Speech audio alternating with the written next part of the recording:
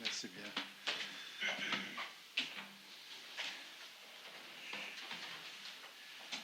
Mes chers amis, je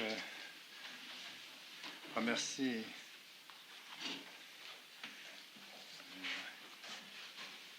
le petit groupe des responsables du MJCF de m'avoir invité à venir vous adresser la parole aujourd'hui. Je le fais bien volontiers. Évidemment, je suis un petit peu à la retraite maintenant, alors c'est peut-être plus facile. Mais on m'a demandé ce matin en particulier de vous donner un petit aperçu sur la fraternité ou sur l'esprit de la fraternité. Je le ferai d'une manière très large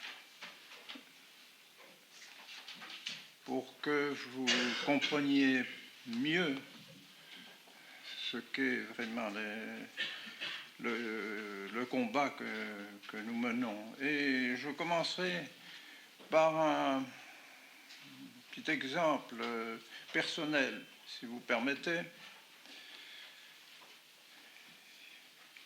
Quand je suis entré au séminaire français à Rome, ce n'est pas aujourd'hui, en 1923, c'est vous dire que ça date de quelques années, après la guerre 14-18. Quand je suis entré au séminaire français, eh bien, parce que j'avais été dans un collège qui était assez progressiste et moderniste, eh bien, j'en avais un peu les idées aussi, je vous avoue. Et ce n'est que par des circonstances un peu exceptionnelles que je me suis rendu à Rome, parce que mon frère y était déjà au séminaire de Rome. Et donc c'est un peu lui qui m'a attiré là-bas. Et j'avais des idées, bien sûr, assez curieuses. Par exemple, celle-ci, je croyais qu'il était tout à fait normal que l'État n'ait pas de religion, que l'État soit laïque. C'est normal, l'État n'a pas à s'occuper de religion. La religion, c'est une chose, la société civile, c'est autre chose. C'est pas la même chose, donc ils n'ont pas de raison, l'État n'a pas de raison d'avoir une religion. Enfin, une erreur que je portais avec moi. Et alors j'ai écouté quand je suis arrivé au séminaire français, il était dirigé par le révérend Père Le Floch, qui était un homme de doctrine, et puis toute une équipe de professeurs, des pères du Saint-Esprit qui dirigeaient le séminaire français. Ce n'est pas là que nous faisions nos études, nous faisions nos études à la Grégorienne, qui était aussi une université très traditionnelle en ce temps-là, qui, Dieu sait, ne l'est plus aujourd'hui, hélas. Eh bien, j'ai écouté le directeur, Père Le Floch, j'ai écouté les professeurs. Et qu'ont-ils fait pour me faire changer mes idées et pour me mettre sur la bonne voie, sur la voie de la tradition, sur la voie de l'enseignement de l'Église? Eh bien, ils nous ont commenté les encycliques des papes. Nous ne connaissions pas, dont nous n'avions même pas entendu parler dans notre collège. Je ne savais pas ce que c'était qu'une encyclique d'un pape. Ils ont tout simplement pris les encycliques du pape Pie X, du pape Léon XIII, du pape Pie IX, du pape Grégoire XVI, des papes qui avaient précédé le pape Pie XI qui régnait à ce moment-là, n'est-ce pas, à Rome. Enfin, c'était lui qui était pape à Rome lorsque je suis arrivé en 1923. Et le pape Pie XI aussi, parce que j'ai été à présent à Rome au séminaire lorsque la magnifique encyclique du pape Pie XI sur la royauté de notre Seigneur Jésus-Christ en 1925 a paru, ce qui a été une explosion de joie dans tout le séminaire et pour les professeurs. Cette magnifique encyclique du pape Pie XI sur le Christ roi, quas primas, il commence par ces termes, quas primas. Et alors, mes yeux se sont ouverts.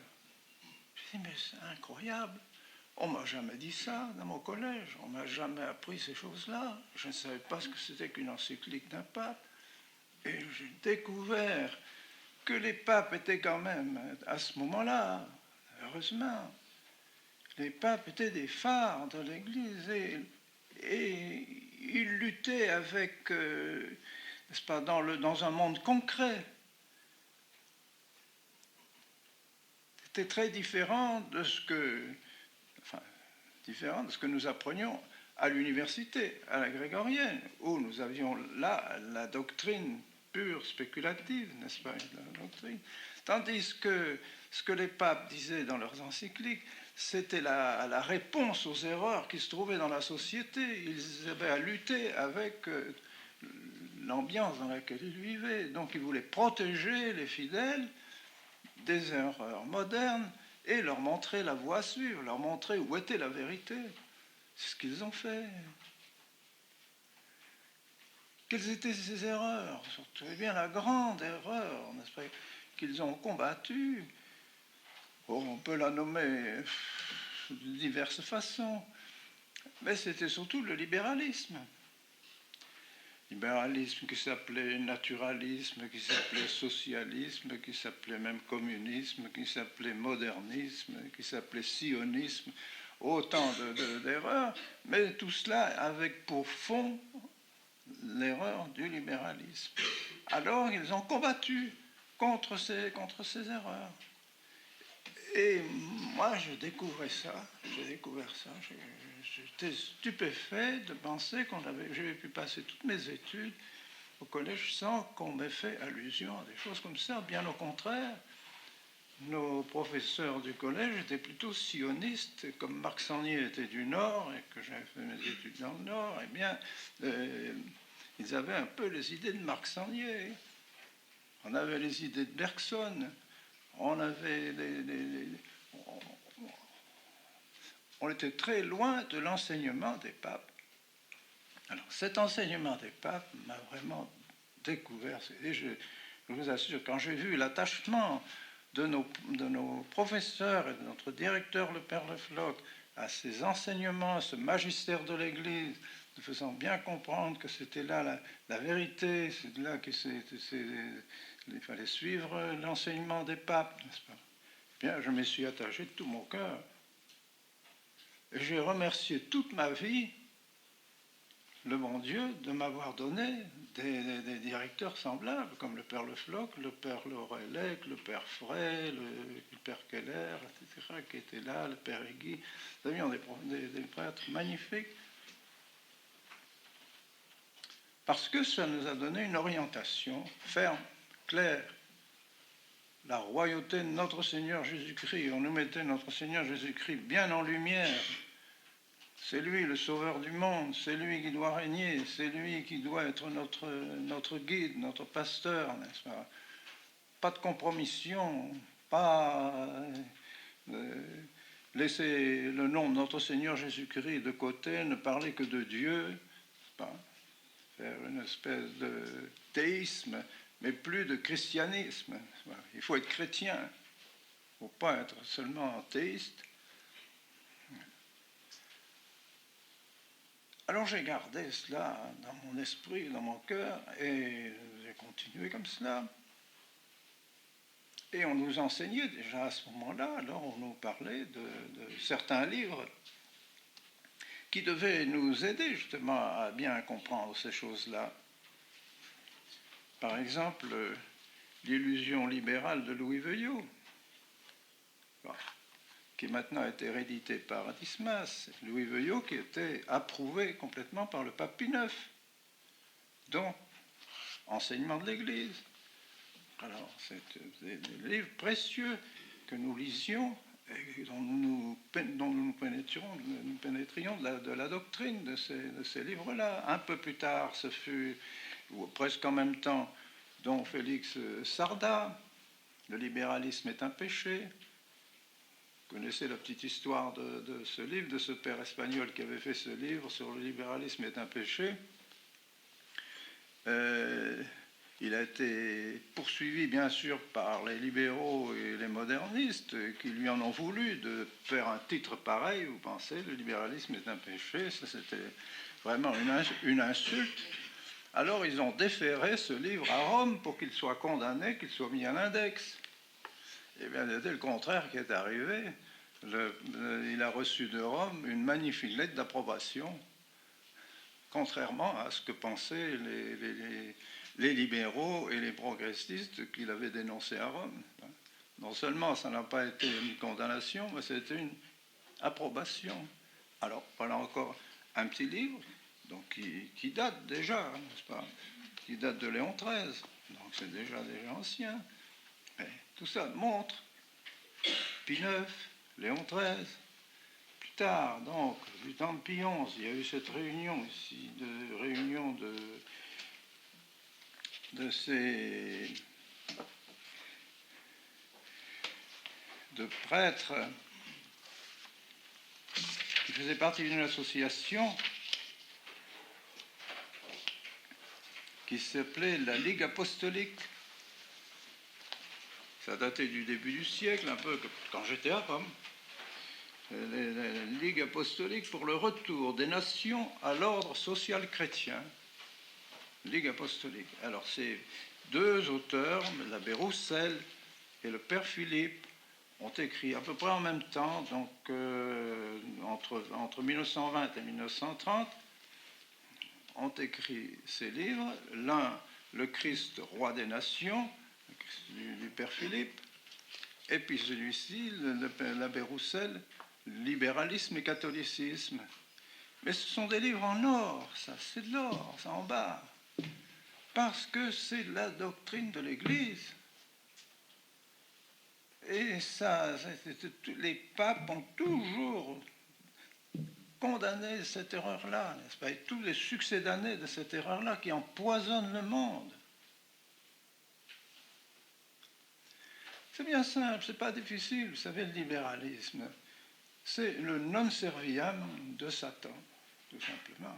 Je ne servirai pas, je veux ma liberté, je veux mon indépendance, je ne veux être dépendant de personne. Voilà, c'est tout simplement. C'est ça, le libéralisme. Et ça, c'est venu depuis les protestants, à travers tous les protestants, à travers toute l'histoire. Ça s'est développé comme ça, n'est-ce pas? Puis la Révolution française, et c'est la liberté, la liberté, la liberté, la liberté. Alors que le vrai philosophe, le vrai catholique, n'est-ce pas, dit « je ne suis pas libre ». La liberté absolue n'existe pas. Pourquoi? Parce que je suis finalisé. Je suis finalisé, c'est-à-dire j'ai une fin, j'ai un but que je ne me suis pas donné. C'est pas vous qui vous êtes créé, c'est pas moi qui me suis créé. Je me suis trouvé tout à coup présent au milieu des hommes, un de plus. Et qu'est-ce que je fais là? Ce que je fais là, j'ai une fin, j'ai un but. Le bon Dieu ne m'a pas mis là pour rien. Celui qui m'a fait m'a pas mis là pour rien. Il avait un but et il m'a fixé ce but. Et ce but, je ne suis pas libre de dire j'en veux pas ou j'en veux. Je dois, j'ai une obligation morale. Alors de la fin découle l'obligation morale, de la fin découle la loi, de la fin découle le devoir. Alors vous voyez toutes ces obligations, vous voyez toutes ces contraintes. Parce que je dois arriver à Dieu et à la béatification, à la glorification dans le ciel, la participation, la vision béatifique de Dieu, eh bien, je suis finalisé par le bon Dieu. Le bon Dieu m'a créé dans ce sens, m'a donné une intelligence, m'a donné une volonté, un cœur pour me diriger vers ça, et m'a dit, il faut y arriver. Si tu veux le bonheur, il faut arriver à ça. Alors, il m'a donné des lois pour m'aider. Il m'a donné la grâce du bon Dieu pour m'aider. Et puis il m'a donné les autorités qui en principe doivent m'aider aussi à arriver à ce but, les autorités de la famille, les autorités de l'État, même et les autorités de l'Église, c'est lui qui a tout créé, donc il me donne tout un ensemble de choses avec des obligations, des lois et un devoir à accomplir. Voilà. Alors vous pensez bien, les hommes qui s'égarent et qui ne veulent pas du tout de ces obligations, comment être obligé d'arriver à un but, moi, libre? Non, je ne peux pas m'obliger, ça c'est pas possible. Une loi? Non, non, non, ma loi, c'est moi qui la fais. Non, non, non, je ne peux pas. Le devoir, c'est moi qui fais mon devoir. Je ne peux pas être obligé de faire un devoir, tout ça, être obligé de faire ceci, pas. Plus de loi, plus de devoir, plus d'obligations morales, plus de fin. Eh bien, l'enfer, c'est celui qui a perdu la fin, qui a perdu le bon Dieu. On a été fait pour le bon Dieu, on a été fait pour le ciel, on a été fait pour la vision béatifique. On a dit non. Comme Satan a dit non dans le ciel, dans le paradis, il a dit non, je ne veux pas. Eh bien, c'est bien, vous n'êtes plus avec le bon Dieu. Et comme le bon Dieu, c'est notre bonheur, eh bien, vous êtes dans le malheur éternel. Vous avez choisi le malheur éternel, c'est bien. Parce que être orienté vers quelque chose et ne pas vouloir atteindre ce quelque chose qui est fait notre bonheur, c'est nécessairement faire notre malheur. Bon, il n'y a pas à choisir, il n'y a pas à tergiverser, ni à discuter. Donc on a choisi son malheur. Alors c'est pas le bon Dieu qui a fait l'enfer. Ce sont les esprits qui se sont révoltés contre Dieu qui ont fait l'enfer. Et les hommes qui se révoltent contre Dieu. La révolte contre Dieu, c'est le libéralisme. Liberté, laissez-moi avec ma liberté, mon indépendance. C'est pourquoi on parle tout le temps, vous voyez, indépendance, libération. Les gens sont adultes, les hommes sont libres de faire ce qu'ils veulent, etc. C'est notre société actuellement qui est pétrie, pourrie de libéralisme. Ce libéralisme, c'est la mort, c'est notre mort. Parce que tout est faux. Enfin. C'est faux dans ce libéralisme. Alors ça a continué sur cette lancée-là, n'est-ce pas? Le libéralisme a continué à se développer malgré les papes, malgré les livres qu'on fait sous ces auteurs, malgré la lutte contre le libéralisme. Ça se développait avec la franc-maçonnerie qui poussait à cela, avec tous les États qui poussaient à cela, cette liberté de l'homme, au fond contre Dieu, contre notre Seigneur, contre la religion. Et on en est arrivé actuellement, justement, à ce que notre Seigneur ne règne plus nulle part. Alors est arrivé le Concile, et le Concile, en adoptant la liberté religieuse, a adopté le principe du libéralisme. D'où découle l'œcuménisme, d'où découle l'égalité de toutes les religions. C'est faux, il n'y a qu'une religion, puisque nous sommes finalisés, il y a une fin bien précise. Dieu par notre Seigneur Jésus-Christ. On ne peut pas choisir la voie pour aller à Dieu. Maintenant, il n'y en a qu'une, il n'y en a pas deux, il n'y en a qu'une, c'est notre Seigneur Jésus-Christ. Vous voulez suivre notre Seigneur Jésus-Christ, vous arriverez au salut, vous arriverez au bonheur. Vous ne voulez pas suivre notre Seigneur Jésus-Christ, vous voulez vous libérer de notre Seigneur Jésus-Christ, vous voulez vous libérer de ça, c'est bien, vous n'irez pas au ciel, vous n'aurez pas votre bonheur, vous choisissez votre malheur. C'est terrible, c'est terrible. C'est comme ça. Il n'y a pas de liberté religieuse, ça n'existe pas. La liberté religieuse, la liberté de religion n'existe pas. Il n'y en a qu'une. Il n'y a qu'un créateur, il n'y a qu'un Dieu, il n'y a qu'un Jésus-Christ, et Jésus-Christ est Dieu. Alors, il n'y a pas dire je peux choisir, non, je peux très bien avoir Bouddha, je peux très bien choisir la religion de Mahomet, je peux très bien choisir ceci. Non, c'est pas vrai. C'est impossible. Impossible. Il n'y a qu'une religion. C'est pas possible. Il n'y a pas. Bon, la liberté religieuse, on ne peut pas forcer les gens à croire, évidemment, on laisse les gens, mais il faut justement, c'est le rôle d'être missionnaire. Alors, quand je me suis aperçu de cela, avec un certain nombre de pères du Concile, au moment du Concile, nous étions 250 quand même à crier au libéralisme, et à ne pas vouloir signer le schéma sur la liberté religieuse et sur l'œcuménisme et sur l'Église dans le monde, qui était abominable comme rédaction. Et bien maintenant, nous sommes heurtés à ceux qui avaient préparé le concile depuis longtemps, et malheureusement, eh bien, des papes comme Jean XXIII, Paul VI et aujourd'hui Jean-Paul II donnent leur appui à cette thèse. C'est un fait. On ne peut rien. C'est ce que j'ai dit quand je suis allé à Castel Gandolfo voir le pape Paul VI un jour, n'est-ce pas? Il me dit, mais vous n'aimez pas le pape, vous n'aimez pas le pape. Je dis, comment je ne parle pas? Mais j'ai servi pendant toute ma vie. J'ai servi pendant toute ma vie. Mais qu'est-ce que vous voulez que je fasse? Dois-je vous suivre avec le Concile Vatican II et la liberté religieuse? Lorsque cette liberté religieuse et ces principes qui ont été adoptés maintenant par le Concile ont été condamnés par le pape Pie IX dans son encyclique Cantar Cura et le Syllabus, et après par Léon XIII, et après par Pie X, voilà, et le pape Pie XI, et par Pie XII, 5 papes qui ont condamné ces choses-là. Avec qui faut-il être? Avec ceux-là ou avec celui qui le contraire? Moi, je ne sais pas. Il faut savoir. On ne peut pas accepter des choses contradictoires. Alors on dit, oh, on n'est pas ici pour faire de la théologie. Oh, je dis, mais vas-y, on va faire de la théologie, alors je ne saurais pas comme réponse. Pas. C'est grave, c'est très très grave. Parce que vous voyez, ça met les chrétiens dans une situation terrible, terrible, terrible. Beaucoup veulent suivre l'autorité, et c'est normal, puisque je vous ai dit tout à l'heure, le bon Dieu a créé l'autorité pour nous aider à aller à notre fin. Et puis voilà que cette autorité, maintenant, nous conduit sur un chemin de traverse et nous conduit vers le libéralisme. Et sur le chemin qui ne nous conduit pas à la fin, ça ne va plus. Comment est-ce possible?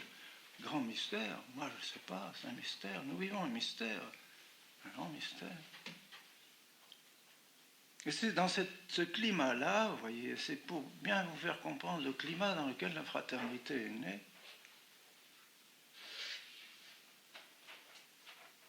Quand j'ai fait la fraternité, je l'ai faite un peu poussée par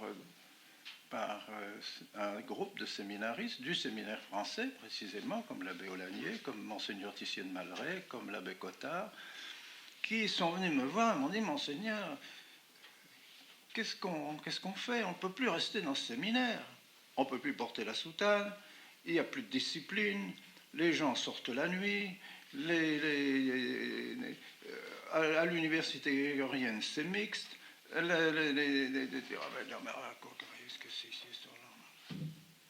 ne peut pas rester dans cette ambiance-là, c'est plus une ambiance de séminariste, c'est plus une ambiance de séminaire. Alors qu'est-ce qu'on va devenir? Je ne sais rien. Moi, qu'est-ce que je peux faire pour vous? Je ne peux rien, pas faire grand-chose pour vous. Mais il faut nous trouver un séminaire où nous serons bien éduqués et où on apprendra à être des prêtres et pas des gens du monde. Des gens qui n'ont plus de foi ni loi. Alors je les ai mis à Fribourg. Parce que je pensais que l'université de Fribourg était meilleure que celle de Rome à ce moment-là, en 1968. Bien l'université de Fribourg. J'allais les visiter de temps en temps. Et puis je connaissais bien Monseigneur Charrière, l'évêque de Fribourg, qui était venu à Dakar quand j'étais à Dakar, parce qu'il était venu visiter les diocésains, les Suisses qui étaient là-bas, des prêtres, des pères, du Saint-Esprit. Alors il avait logé 15 jours chez moi, à l'archevêché, à la délégation apostolique, et on avait lié amitié. Alors j'ai donc allé le voir, et lui était très proche de moi, il comprenait très bien, il était tout à fait traditionnel aussi, et souffrait de la situation, il voyait bien que tout était en train de partir, les séminaires, les prêtres ne voulaient plus porter la soutane, c'était la laïcisation, c'était l'abandon de tout ce qui s'était fait autrefois, et puis de la doctrine, c'est ça surtout qui était grave. pas seulement des choses pratiques, mais des choses de doctrine. Ah, il en souffrait beaucoup. Alors lui-même m'a dit, mais monseigneur, vous devez faire quelque chose. Il faut faire quelque chose pour ces séminaristes que vous avez là, ces quelques séminaristes. Ben, je dis justement, je les ai mis chez vous, je les ai mis à l'université là, chez vous. Vous ne pouvez pas avoir un séminaire là où je pourrais les mettre dans... Oh, mon séminaire, zéro. Les séminaires interdits aux Césains de Fribourg, pour toute la Suisse. J'étais allé voir, j'avais été voir le directeur dit, oh, vous pouvez mettre vos séminaires ici si vous voulez. Mais maintenant, c'est vrai, on n'a plus beaucoup de séminaristes, alors on a pris des étudiants d'université qui ne sont pas séminaristes, donc c'est difficile pour nous de faire un règlement pour les séminaristes, un règlement pour les étudiants, c'est pas possible. Alors, il n'y a plus de règlement, bien simple. Si les séminaristes veulent faire un petit groupe et puis aller prier à la chapelle, bon, libre à eux, ils sont tout à fait libres, ils peuvent se faire un règlement. Mais nous, ici, il n'y a plus de règlement, ils peuvent sortir, ils peuvent faire ce qu'ils veulent. C'est une maison d'étudiants, maintenant, c'est uniquement... Oh, je ne peux pas remettre mes séminaristes dans une ambiance pareille, c'est pas possible. Alors, monseigneur Charian dit, mais louez quelque chose en ville. Louez, moi je suis tout à fait d'accord avec vous, prenez quelque chose. Et voilà. Je dis, mais dites donc, monseigneur, j'ai 65 ans. Est-ce qu'on commence quelque chose à 65 ans? On commencer une histoire, moi, avec des séminaristes, des jeunes, là, mais où est-ce que ça va me mener, cette histoire-là?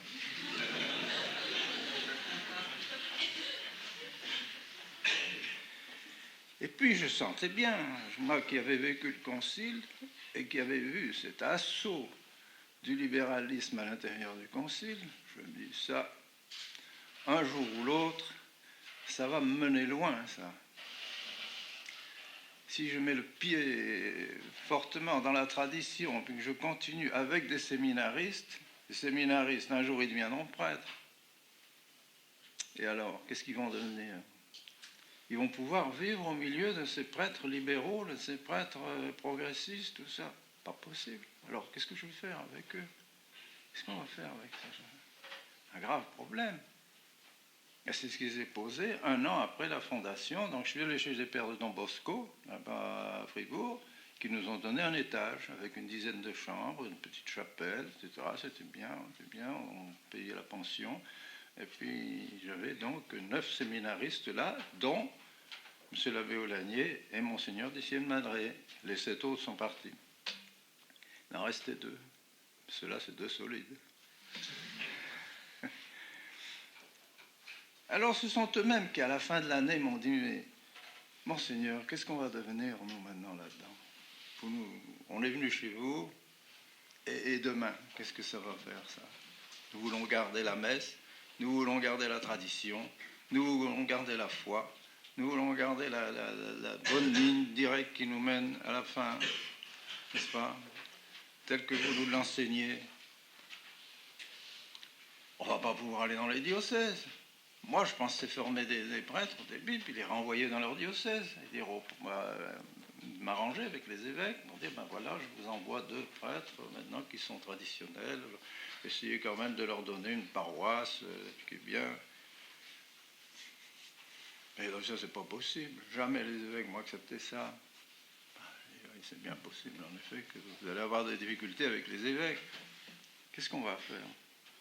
Ben, il faudrait qu'on fasse une association, une fraternité, qu'on reste entre nous. On reste entre nous.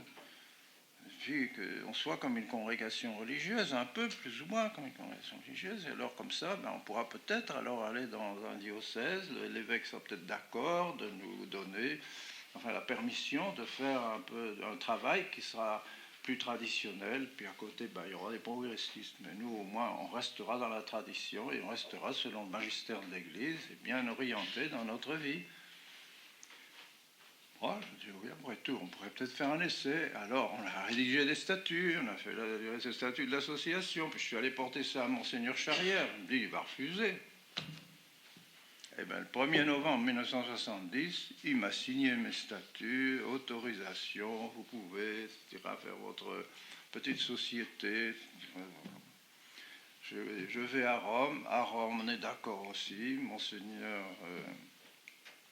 à la congrégation du clergé, le cardinal Wright me donne l'autorisation, une magnifique lettre me louant pour les statuts qui ont été rédigés, comme ils ont été rédigés. Vous avez l'autorisation, etc. Nous vous félicitons et nous vous encourageons. Tout allait pour le mieux. Mais l'affrontement n'était pas encore arrivé. Mais vous voyez toutes les conséquences du concile. Vous voyez, la messe changeait partout. On a pris l'autel, allez, envoyé promener l'autel, mis une petite table comme ça à la place de l'autel, pas de crucifix, plus rien, et nous savez, tout le monde autour, assis par terre, ou bien je sais pas quoi, moi, la communion comme ça, la main, et puis ça se répandait partout, mon Dieu, mon Dieu, mon Dieu, mon Dieu, mon Dieu. Mais comment est-ce qu'on va pouvoir vivre là-dedans, nous qui voulons garder la tradition, qui voulons garder quand même le respect de notre Seigneur, qui voulons garder le sacrifice de la messe, qui voulons garder, c'est le cœur de l'Église, tout ça, qu'est-ce qu'on va faire avec ça? Alors, vous pensez bien qu'on ne pouvait pas durer longtemps comme ça, surtout que les séminaristes arrivaient. Deuxième année, 11 demandes pour venir au séminaire. Alors, je trouve une maison à Fribourg, je trouve la maison des Cônes, et voilà, et on commence. Bon, c'est bien, tout de suite, ça commence à chuchoter. Et les évêques de France commencent à dire, qu'est-ce que c'est que cette histoire-là? Il paraît qu'en Suisse, il y aurait un séminaire traditionnel qui est en train de s'ouvrir, avec surtout des vocations françaises, tout ça. Ouh! Non, non, non, non. Et avec Monseigneur Lefebvre, ouh!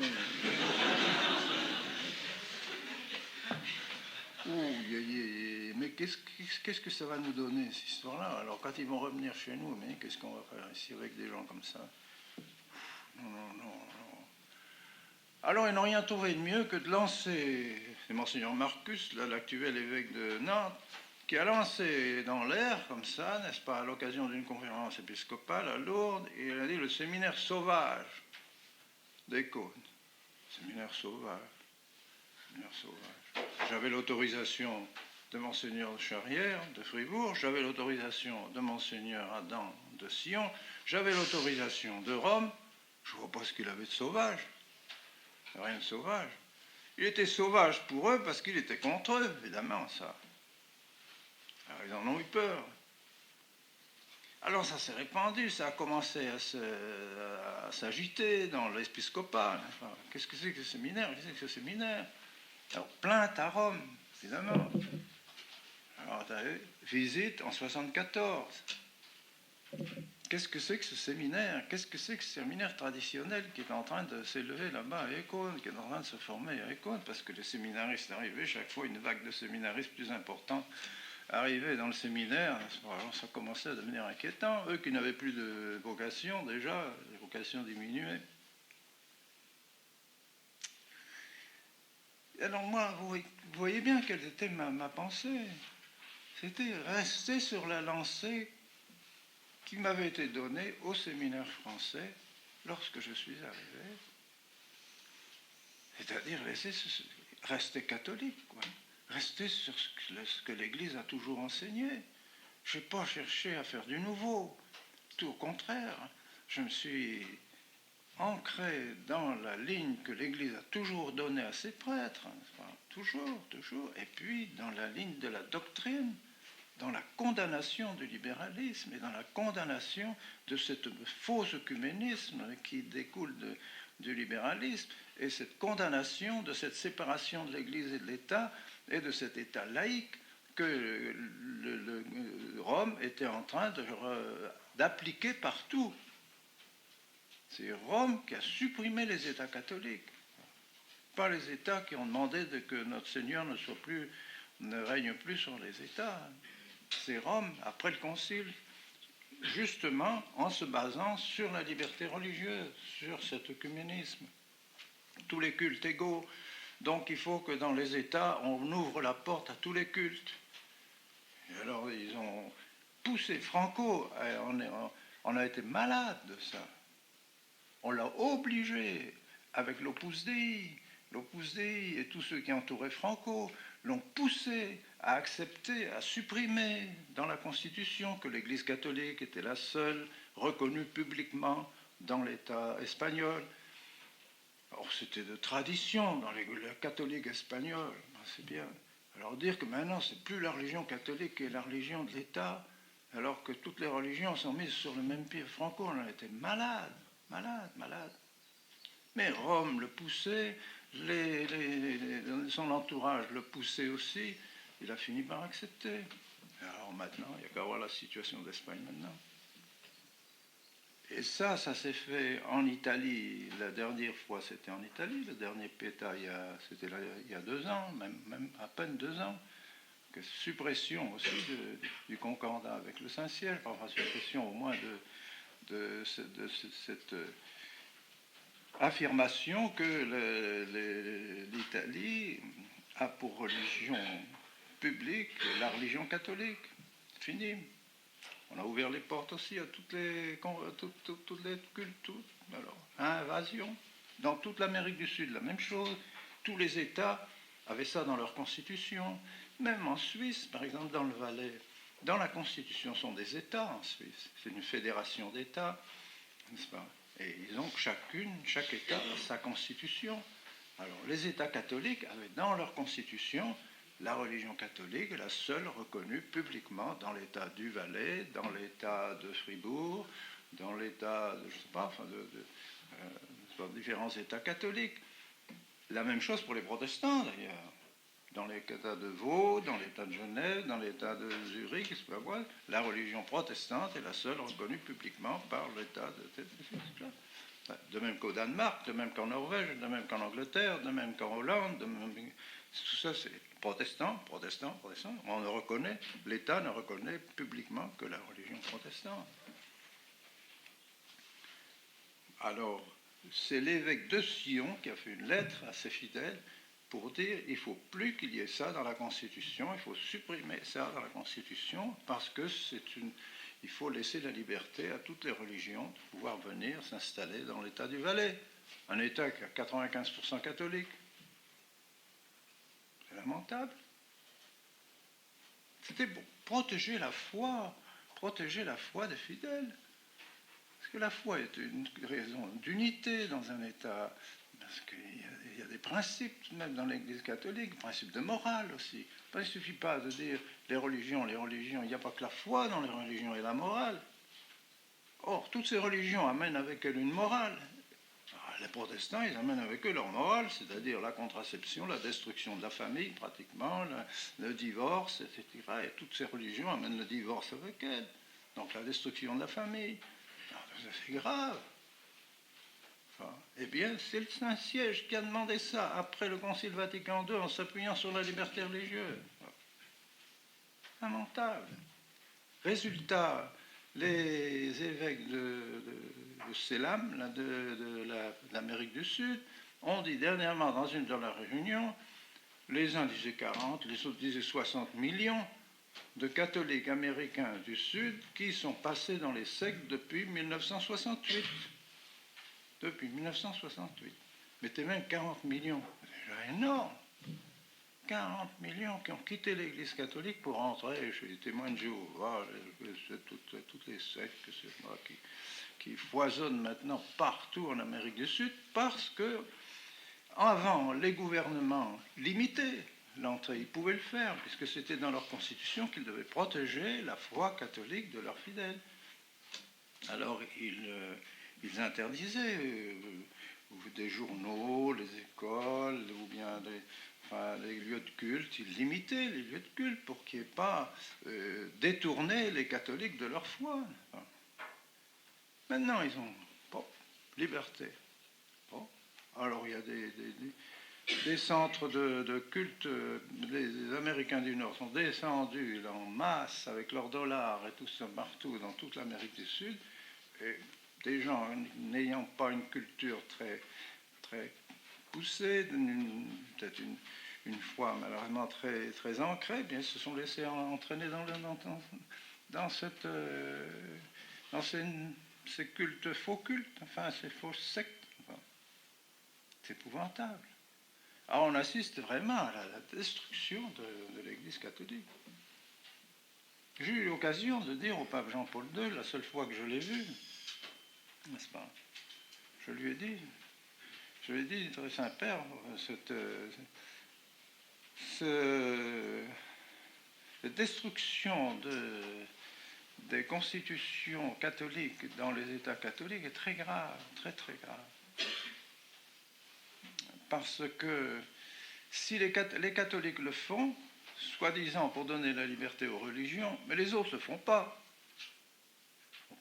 Les protestants. Pas un seul État protestant qui a enlevé dans la Constitution que l'État n'était plus protestant pour laisser la liberté aux autres.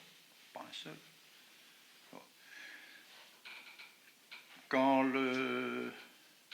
un des fils de Xavier de Bourbon a marié l'héritière de la reine de Hollande, qui devait être reine, c'est elle qui devrait régner, eh bien, il n'a plus été question quel est le royaume de Hollande, fini.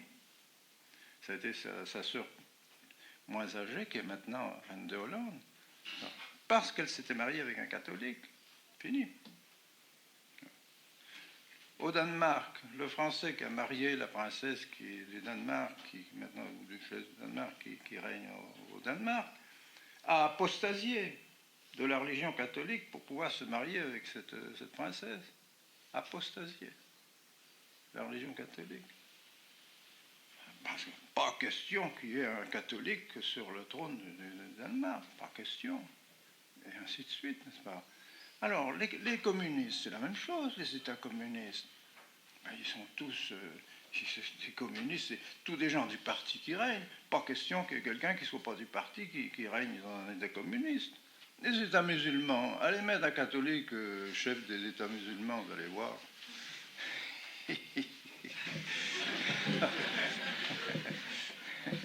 Ruffy n'a pas encore été décapité, mais là, ce pauvre chef qui voudrait être chef chez les musulmans, il y a longtemps qu'il aurait la tête en bas, n'est-ce pas? Non, c'est impossible.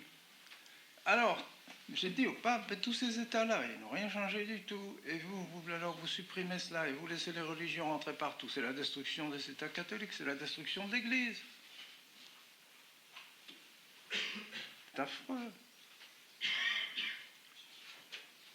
Alors nous défendons ça, vous voyez, nous voulons défendre le règne de notre Seigneur Jésus-Christ, comme l'avait fait un peu la cité catholique aussi, dans son bon temps, lorsque la cité catholique avait été fondée par Jean Housset, mais par M. Masson et tout ça, M. Bette, M. Pincentegno, tout ça, toute une équipe de gens qui étaient vraiment très, très sympathiques et qui voulaient faire revenir le règne social de notre Seigneur Jésus-Christ en France. Et donc ils ont développé la vraie doctrine. Ils ont fait ce magnifique livre, là, Pour qu'il règne, qui est un livre magnifique, magnifique, qui est vraiment une charte, enfin, qui était la base de la cité catholique. Malheureusement, ils n'ont pas eu le soutien spirituel des pères de Chabeuil, et ça a tombé, c'est tombé. On pas resté. Alors là, j'ai continué comme cela avec mes séminaristes, dans cet esprit-là, vous voyez, dans l'esprit traditionnel. Dans l'esprit traditionnel, c'est dans l'esprit de l'Église. Nous n'aimons pas qu'on nous dise, pas moi, intégriste, ceci, ou même traditionnaliste, bien que Saint Pédis lui-même ait dit un catholique est nécessairement traditionnaliste. Bon, alors, donc c'est clair, nous n'avons pas peur d'être dit traditionnaliste, mais nous sommes catholiques. Parce que nous gardons la foi catholique, parce que nous gardons les principes catholiques. Voilà. Tandis que les autres ne les gardent plus. Par le libéralisme, ils ne les gardent plus. Ils ne sont plus catholiques. Le libéralisme étant foncièrement anti-catholique et anti-chrétien. Alors, nous avons continué comme ça, mais évidemment, nous avons envoyé une visite en 1974.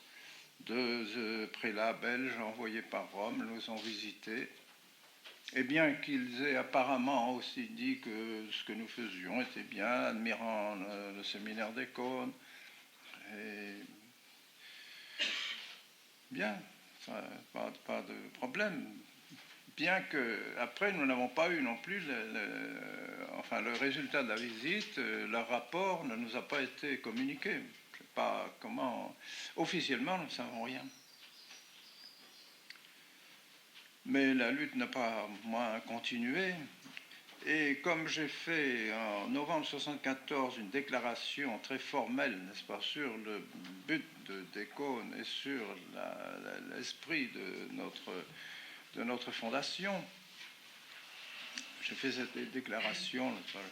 Nous sommes soumis entièrement à la Rome de toujours, à la Rome catholique, à la Rome de tous les papes et tous les saints, mais nous refusons la Rome moderniste, la Rome libérale et la Rome qui s'est exprimée malheureusement dans le Concile Vatican II, qui s'est exprimée dans toutes les conséquences du Concile Vatican II, des réformes, n'est-ce pas?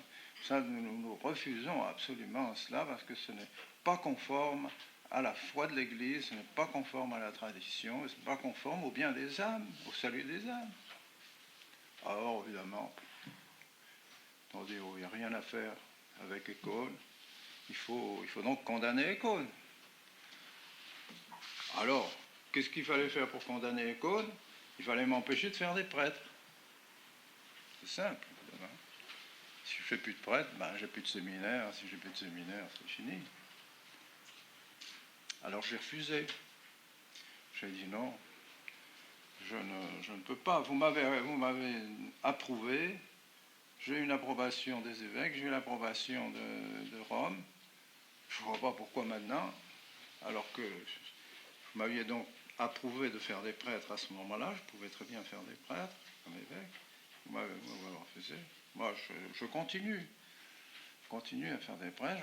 Je ne veux pas laisser cette œuvre, abandonner cette œuvre, n'est-ce pas, ni abandonner mes séminaristes, et je peux continuer.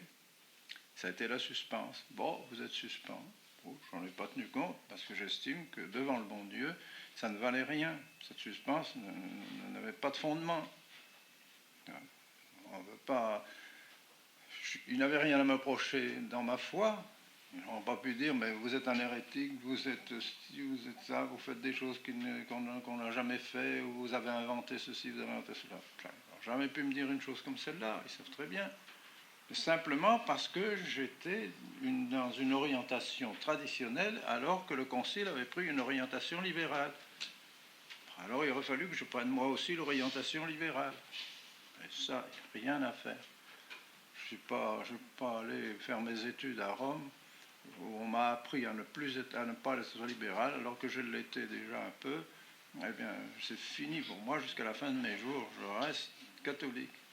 Et je reste sur ce qu'on m'a enseigné à Rome, ce que les papes ont enseigné. Alors, nous avons continué comme ça, c'est dans cet esprit-là, toujours appuyé sur les études fortes et solides, telles que le droit canon de 1917 du pape Pie X et Benoît XV. C'est Pie X qui l'avait préparé, c'est Benoît XV qui l'a publié, mais le disait, demandait que les études dans les séminaires soient faites dans l'esprit de saint Thomas d'Aquin, dans la philosophie de saint Thomas d'Aquin et la théologie de saint Thomas d'Aquin. Alors c'est dans cette ligne-là que nous voulons former nos prêtres. Inimaginable que les autorités de l'Église qui sont assises sur les sièges de ceux qui ont prêché la doctrine, prêché la vérité, prêché la vraie foi, tout à coup maintenant abandonnent ce que leurs prédécesseurs ont enseigné pour enseigner le libéralisme. C'est incroyable. Et ça, c'est un fait. Le cardinal Ratzinger ne s'en cache pas, il le met dans son livre, n'est-ce pas, sur théologie, je ne sais plus, un livre qu'il a édité en 82 à Rome. On peut dire du Concile Vatican II que c'est un contre-syllabus. Un contre-syllabus. Comment est-ce possible qu'il puisse dire des choses pareilles? Alors, c'est dire pratiquement, on peut dire que le Concile Vatican II est contre ce que le pape Pie IX a enseigné, officiellement et publiquement. Alors, qui a raison? Pape Pie IX? Ça va. Et le pape Pie IX a été repris par tous les papes qui ont succédé. Alors c'est condamné, tous les papes qui ont succédé au pape Pie IX jusqu'au pape Pie XII, qui ont répété tous la même chose. C'est pas possible, ça. Que celui qui est le second à Rome, cardinal Ratzinger, préfet de la congrégation de la foi, qui vienne nous dire des choses pareilles. Qu'est-ce que vous voulez faire alors, on est avec le cardinal Ratzinger, ou bien on est avec le pape Pie IX et avec tous ceux qui l'ont suivi. Moi, je n'ai pas d'hésitation. Pas hésité. Je suis avec ceux qui ont toujours enseigné la même doctrine, la doctrine de l'Église, la doctrine sûre, la doctrine forte, tout ça. Et pas pour tout ce changement d'orientation qui s'est fait dans le Concile Vatican II. Ils veulent changer la doctrine de l'Église. Ils ne sont pas d'accord. Avec cette doctrine, ils ont changé l'attitude vis-à-vis des autres religions, ils ont changé la liturgie, ils ont changé le sacerdoce, ils ont changé... Lamentable, lamentable. Nous assistons à une désagrégation de l'Église épouvantable, n'est-ce pas, partout.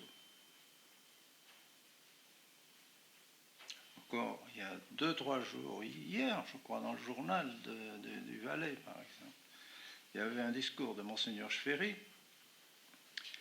qui disait explicitement, quand je fais le calcul de mon clergé, j'ai plus de coches à mettre pour ceux qui nous quittent que pour ceux que j'ordonne. Quelle constatation. Encore maintenant, alors qu'ils font courir le bruit, que ça va mieux, qu'il y a davantage de vocation, que ceci, que cela.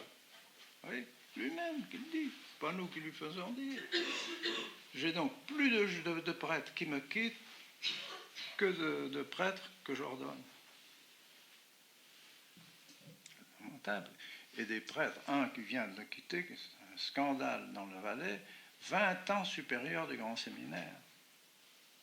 Vient de quitter, il y a quelques mois. Scandale, évidemment.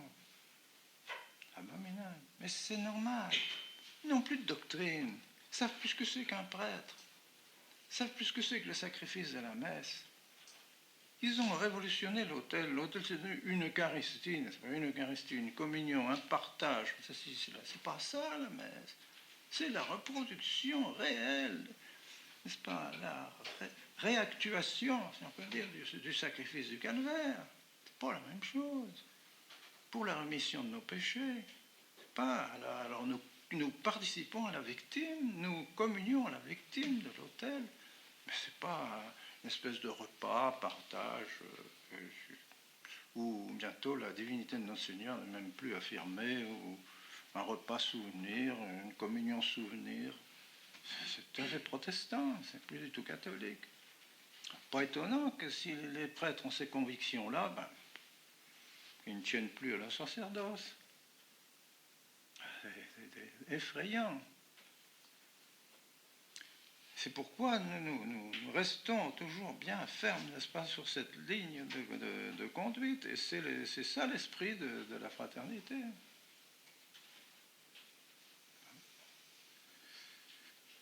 Alors, il ne faut pas s'étonner, évidemment, que dans le combat que nous menons, eh bien, nous traversons à chaque époque des difficultés. Ça, c'est normal, parce que cette ambiance qu'il y a dans l'Église actuellement, vous le voyez, de désordre, d'abandon de la vérité, d'abandon de la vraie foi, évidemment, nous met dans des conditions de combat continuel, et il faut toujours faire attention à ce qui est dit ici, là, etc., que nous n'ayons pas non plus à l'intérieur de la fraternité des membres qui ne nous suivent plus, par exemple. Il arrive forcément au bout d'un certain temps, vous voyez, au bout de 3 ans, 4 ans, 5 ans de combat, il y en a qui se fatiguent. Ils disent, quand même, mais toujours donner l'impression que nous sommes contre Rome, l'impression que nous sommes contre les évêques, l'impression que nous sommes contre le pape. C'est quand même, c'est pas possible, on ne peut pas vivre comme ça, ce n'est pas catholique, etc. Alors, tout doucement, ils se fatiguent du combat, et puis, voilà, on s'en va, on nous quitte. Et leur descente est rapide, elle est vertigineuse, vous savez, c'était incroyable, incroyable. Encore maintenant, vous voyez, c'est incroyable. Dès qu'on quitte le rocher de la tradition, le rocher de la foi de toujours, le magistère de l'Église de toujours, eh ben c'est comme quelqu'un qui quitte une équipe de ski ou qui quitte une équipe de ceux qui montent en montagne puis qui veut faire son chemin tout seul, il part dans un précipice, il n'en parle plus. Ben, c'est la même chose. Alors regardez le pauvre abbé Pozzetto, que j'aime beaucoup, j'aime bien l'abbé Pozzetto, c'est moi qui l'ai ordonné, je connais bien sa famille, tout ça, on a toujours sympathisé. Bon, il veut nous quitter. Il nous quitte, je lui ai écrit, j'ai tout fait pour essayer de le retenir, pas moyen de le retenir. Eh bien, maintenant, j'ai entendu hier qu'il invite pour son pèlerinage de Chartres les lions de Juda. Alors là, je ne comprends plus du tout alors. Voilà où il en est déjà, vous voyez. Il nous a quittés il y a un mois et demi, 2 mois. Et voilà déjà maintenant sympathisant avec les lions de Juda. Mais vous savez ce que c'est que les lions de Juda? C'est un mélange de juifs, de protestants et de catholiques. C'est vrai, c'est incroyable.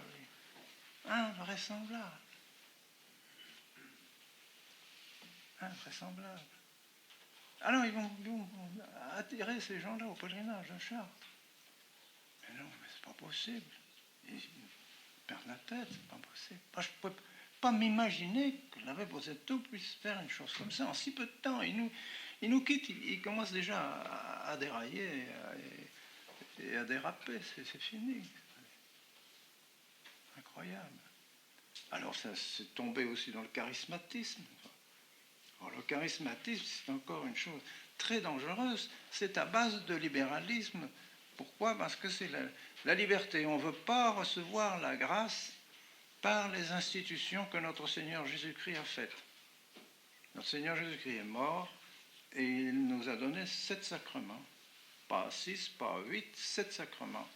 Et ce sont ces sacrements qui ont été institués par lui-même, et qui nous donne la grâce, qui nous donne l'Esprit Saint. Nous sommes baptisés dans l'Esprit. Et c'est ces sacrements qui nous donnent la grâce de l'Esprit Saint. Et on ne va pas la chercher ailleurs. C'est insulter notre Seigneur que de lui dire au sacrement, moi, vous savez, je les prends depuis longtemps et je n'ai pas l'impression d'avoir le Saint-Esprit. Alors je vais trouver le Saint-Esprit par d'autres voies. Alors par l'imposition des mains d'un charismatique. Qu'est-ce que c'est que cette histoire-là? On reçoit l'Esprit Saint et alors on commence à faire des gestes, à pousser des cris, à parler des langues, etc. Et c'est ça le charismatisme. Et alors les évêques se lancent là-dedans à corps perdu. Ils se disent c'est ça, voilà, on a trouvé un chemin qui va nous amener du monde. Nos églises sont vides, mais on va ramener du monde, vous allez voir, avec le charismatisme, ça va marcher. Le charismatisme, en attendant maintenant, un bon nombre de charismatiques qui sont restés dans ce mouvement-là pendant un certain temps, viennent nous demander à nous, aux prêtres de la paradis, notre Seigneur a fait 7 sacrements, c'est pas pour rien. Prenons les sacrements, la communion, la pénitence, et les sacrements tels que notre Seigneur nous les a donnés. C'est ça qui nous donne l'Esprit Saint. Voilà l'esprit de la fraternité. Oui. Alors il faut tout le temps faire attention, à droite, à gauche. Alors il y en a qui veulent nous quitter, bon, il n'y a pas de pape. Alors il n'y a pas de pape. Moi, non, avec Rome, tout ça, il n'y a pas de pape, on doit couper toute relation avec Rome, il n'y a plus de pape, on ne prie plus pour le pape, etc. Bon. Moi, je pense que c'est une erreur. Il faut rester quand même à avoir, je dirais, les amarres attachés là-bas à Rome. On ne peut pas couper les amarres avec Rome, c'est pas possible. Même si le pape n'est pas bon, même si le pape n'est pas un pasteur qui nous mène dans les bons pâturages, nous ne comprenons pas, c'est un mystère, je ne comprends pas, mais c'est comme ça, bon, c'est un fait. Alors, je ne vais pas m'engager dans des pâturages empoisonnés, mais je crois quand même qu'il est successeur de ceux qui l'ont précédé sur le siège de Pierre. C'est un fait. Bon, je ne sais pas, moi. Le bon Dieu connaît pourquoi il ne suit pas ses prédécesseurs, pourquoi il ne se conforme pas à la doctrine de l'Église. Je sais pas. On est peut-être à la fin des temps, on est peut-être, je ne sais pas. Moi, Dieu seul sait pourquoi nous vivons des époques pareilles. Mais en tout cas, vouloir couper les amarres avec Rome, moi je ne suis pas d'accord. Parce que c'est de Rome quand même que viendra un jour le salut. Le bon Dieu permettra qu'il y ait quelque chose qui se passe, je ne sais pas moi, des événements spéciaux, qui remettront sur le siège de Pierre un pape qui reprendra la tradition. C'est pas possible autrement. Alors, bon, il y en a qui veulent qui nous quittent. Ah, vous n'êtes pas, c'est des vacantistes. Alors bon, on s'en va. Bon, parfait, qu'est-ce que je veux que je fasse? Alors les autres, je dis qu'ils se fatiguent, et puis ils disent, oh non, oh, vous êtes trop contre le pape, alors moi je pars aussi. Bon, parfait. Puis alors, 3 mois après, ces prêtres et tout ça disent la messe nouvelle, et puis abandonnent pratiquement la tradition. Enfin, je dirais c'est un peu le cas de ceux qui nous ont quittés récemment depuis que j'ai fait ces sacres, qui ont dit ah non, nous on veut être avec Rome, on veut être avec le pape, avec ça. Bien, moi je ne suis pas contre le pape, je ne suis pas contre le pape comme pape, mais je suis contre malheureusement ce qu'il enseigne et ce qu'il fait parce que ce n'est pas conforme à la doctrine de l'Église. J'en peux rien, ça ne dépend pas de moi. Il n'y a qu'à lire ces livres et pour voir. Et puis toutes les encycliques des papes qui ont précédé le Vatican II. Voilà l'esprit de la fraternité, vous voyez. C'est à la fois un esprit de doctrine, et un esprit de doctrine sérieux, profond, tel que l'Église nous a toujours demandé de l'avoir, tel que l'Église nous a enseigné les prêtres, tel que les universités grégoriennes, l'université de l'Angélique à Rome, les Dominicains, l'université du Latran. Il y a 3 grandes universités à Rome. C'est de là que sortait la moitié des évêques, pratiquement du monde, de ces universités romaines. Eh bien, c'était donc là que j'ai été le creuset qui formait les évêques. Et les évêques, quand même, forment les prêtres après dans leur séminaire et tout ça. Donc, c'est très important. Alors, ces universités ont gardé la doctrine pendant des siècles. Des siècles. Tout à coup, maintenant, c'est fini. Incroyable. Le recteur de l'université du Latran actuel a été dénoncé pour hérésie par Monseigneur Gagnon, par le cardinal Gagnon.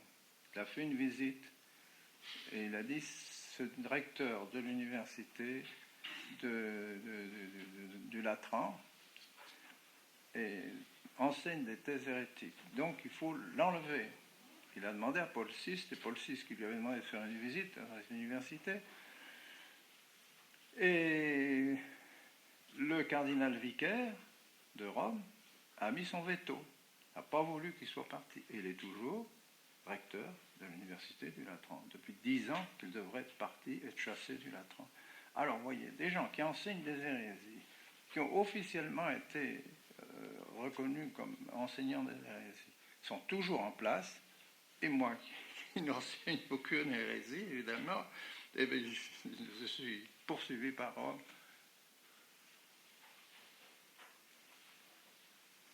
Alors vous me direz, mais Monseigneur, pourquoi vous avez fait ces sacres, c'est grave, etc. C'est grave.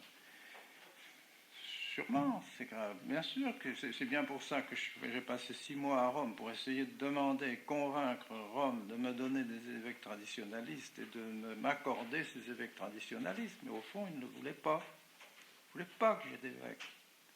Parce qu'ils avaient peur que la tradition demeure. S'il y a des évêques traditionalistes, la tradition va demeurer. Or, ils ne veulent plus de la tradition.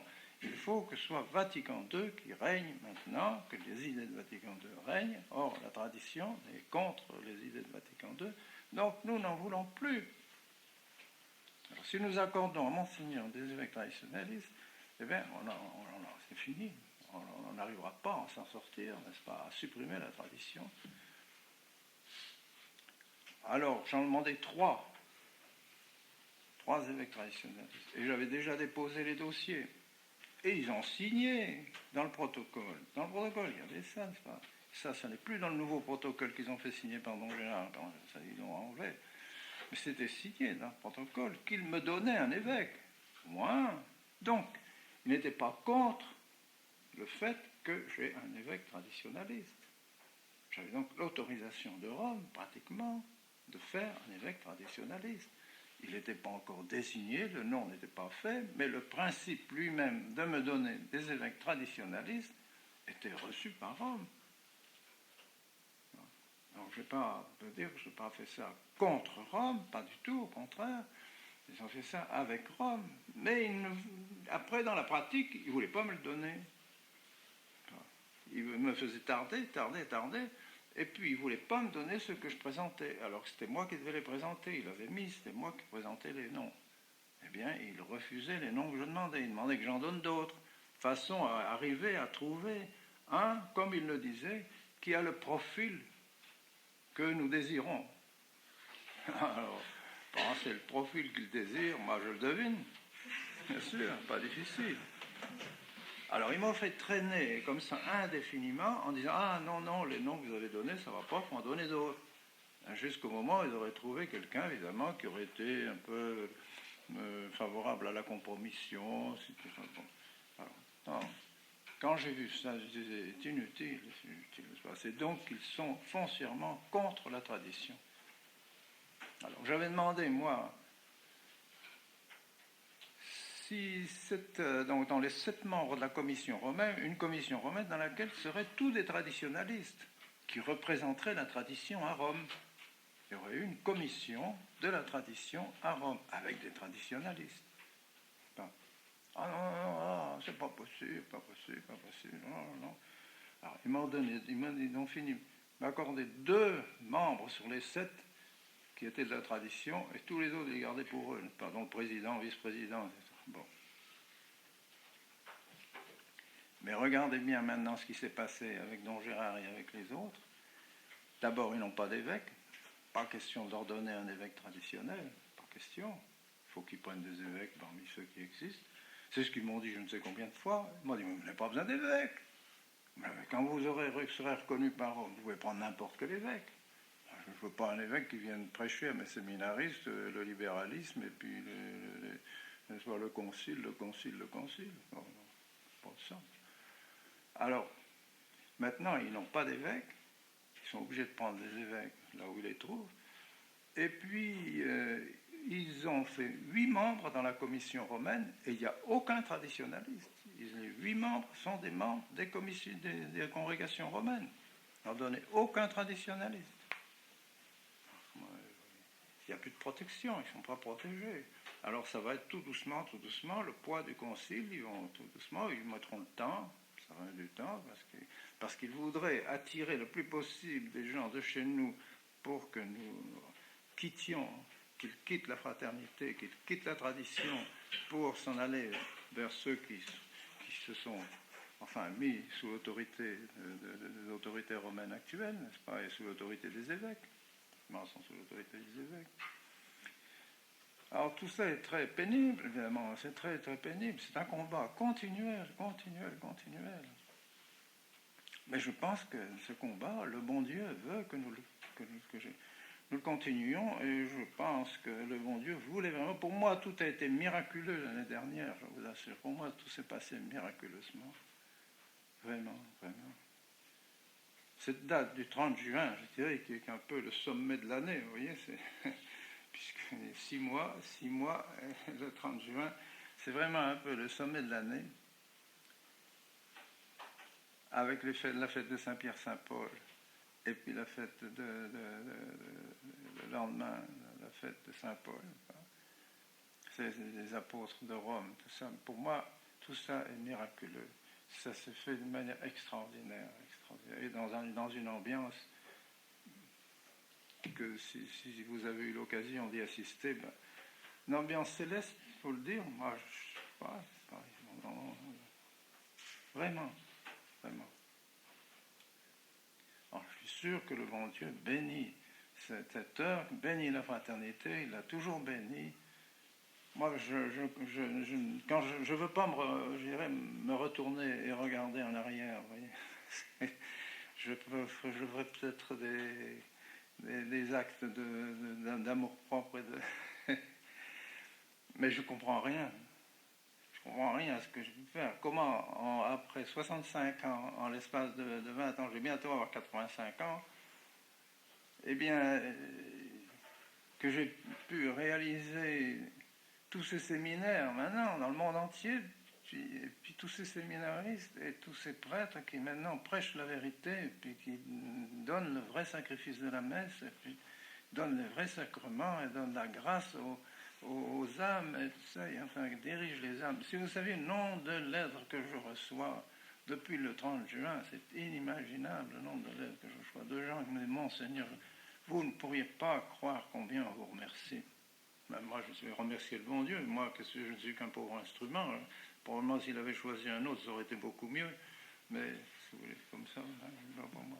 En tout cas, vous devriez croire combien on vous remercie. Si notre famille a gardé la foi, c'est grâce à vos prêtres, mon Seigneur. Si nous avons retrouvé la tradition, c'est grâce à vos prêtres, c'est grâce au catéchisme que vous enseignez, c'est grâce aux écoles que vous avez, c'est grâce à tout ce qui tourne autour de la tradition, je dirais. Nous ne sommes pas les seuls, il n'y a pas que la fraternité. Je vous parle de la fraternité parce qu'on m'a demandé de vous parler de la fraternité. Mais enfin, grâce à Dieu, il y a nos chers dominicains, il y a l'abbé Le Carême, les Capucins, et il y avait Don Gérard, que nous aimions beaucoup, que nous en aimons toujours, mais si vous voulez, il a cru devoir de couper les amarres avec nous. Et puis, enfin, il y a tous ces prêtres aussi qui continuent la tradition et qui sont avec nous, tout ça, que nous fraternisons. Tout ça est un encouragement, n'est-ce pas? Nous sommes nombreux quand même. Il y a toute une ambiance comme ça, et dans tous les pays du monde. Alors c'est vraiment consolant. Moi, je ne peux pas croire que le bon Dieu, vous voyez, ne se réjouit pas du haut du ciel, et que les saints du ciel et les anges du ciel ne se réjouissent pas de voir nos séminaristes lorsqu'ils chantent, lorsqu'ils offrent ces messes solennelles en grégorien, toute cette tradition, je dirais, qui est recueillie par nos jeunes et qui constitue leur vie spirituelle. Et tout ça, ils se réjouissent, ils sentent la présence de l'Esprit Saint, mais vraiment alors la présence telle que notre Seigneur l'a voulu. N'est-ce pas? Et toutes ces religieuses, pensez aux carmélites, pensez aux dominicaines, pensez à nos sœurs, tout cela, tous ces chants qui s'élèvent vers le ciel selon la tradition. C'est pas possible que le ciel ne soit pas heureux d'entendre encore ça. Car où l'entend-on maintenant? Fini. Lamentable, n'est-ce pas? Les congrégations religieuses sont en train de couler ici à pic, n'est-ce pas? Ma société religieuse des Pères du Saint-Esprit, c'est fini. Terminé. C'est une société qui va disparaître. Tous sont très âgés, il n'y a plus de recrutement, et la formation qui est encore donnée maintenant aux quelques postulants est une formation qui n'a plus rien à voir avec la formation catholique, avec la formation de véritables prêtres. Alors tout ça est désastreux, absolument désastreux. Voilà l'esprit alors nous sommes à la fois, il y a la doctrine, et puis en même temps l'esprit missionnaire, parce que justement, par le fait même que nous professons qu'il n'y a qu'une voie, qu'il n'y a qu'une religion, qu'il n'y a qu'un chemin pour arriver au ciel, pour arriver au bonheur éternel, pour arriver à la vision béatifique éternelle. Partager le bonheur, c'est partager la vision béatifique que Dieu a de lui-même dans sa Sainte Trinité. Dieu est comme un soleil, vous voyez, où enfin se trouvent le Père, le Fils et le Verbe et le Saint-Esprit, et ils jouissent entre eux de cette vision qu'ils ont que nous n'avons aucune idée, qui dépasse tout ce qu'on peut imaginer, comme splendeur, comme bonheur, comme extraordinaire, n'est-ce pas? Bien sûr, nous ne sommes rien à côté de cela. Eh bien, le bon Dieu a décidé de nous faire participer à ce bonheur, à sa propre vision. Il veut nous faire rentrer en quelque chose dans la Sainte Trinité. Et c'est pour cela qu'il nous donne la grâce sanctifiante, qui est déjà la Trinité habitant en nous et se développant en nous, et nous rentrerons en quelque chose dans sa demeure la plus intime de sa Trinité. C'est ça, il veut nous faire partager ce bonheur-là. Et il a tout préparé pour cela, et il a tout fait pour cela. Et les hommes l'ont abandonné. Et il a voulu revenir sur la terre et mourir pour nous rendre encore une fois le chemin, nous redonner le chemin. Alors il n'y a que ce chemin-là, il n'y en a pas 36. Alors, quelle est la conclusion? Essayons de convertir tout le monde à Jésus-Christ. C'est pas ce problème. Et c'est ce qu'ont fait tous les missionnaires, et tous les apôtres, et tous les saints. Ils avaient le désir de partir au loin, et tout ça, de crier au monde, mais venez à Jésus-Christ, c'est le seul moyen pour vous sauver. Alors bien sûr, je vous ai coupé la tête quelquefois, mais enfin, est-ce que vous voulez que je fasse? C'est comme ça. Ah, tu veux nous enlever nos dieux, tu travailles contre nos dieux. Bon, allez, c'est tout, une lance, une flèche, puis c'était fini. Bon. Oui, ils ont été martyrs, les quantités de martyrs, bien sûr. C'est clair. Mais qu'est-ce que vous voulez? Tous les apôtres ont été martyrs. Hein. Tous étaient tués par les ennemis de notre Seigneur. Parce que c'est forcément, si on dit que c'est notre Seigneur qui est la seule voie, c'est condamner leur religion. Oh, condamner leur religion. S'ils avaient dit, si les apôtres avaient dit, non, nous ne disons pas que la religion, non, nous demandons simplement d'avoir une petite place au Panthéon. C'est tout. Alors vous savez, pareil, que vous avez fait un magnifique monument, aux Romains, un magnifique monument, où vous avez mis tous les symboles de toutes les religions. Là. Toutes les religions se trouvent là. Alors on vous demande seulement d'avoir une petite place pour notre Seigneur, là, une petite place dans votre Panthéon. Alors très bien, pas de problème, ça, pas de problème. Pas de problème. Et quand il venait dire, vos dieux, zéro, il n'y a que le nôtre. Oh, comment?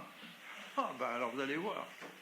Vous allez voir, il les pendait, il les déchirait, les pauvres Saint-Pierre, mort la tête en bas sur la croix, et Saint-Paul la tête tranchée, et tous ces saints, et ces saintes comme Sainte-Cécile, et Sainte-Agathe, et que sais-je pas, toutes.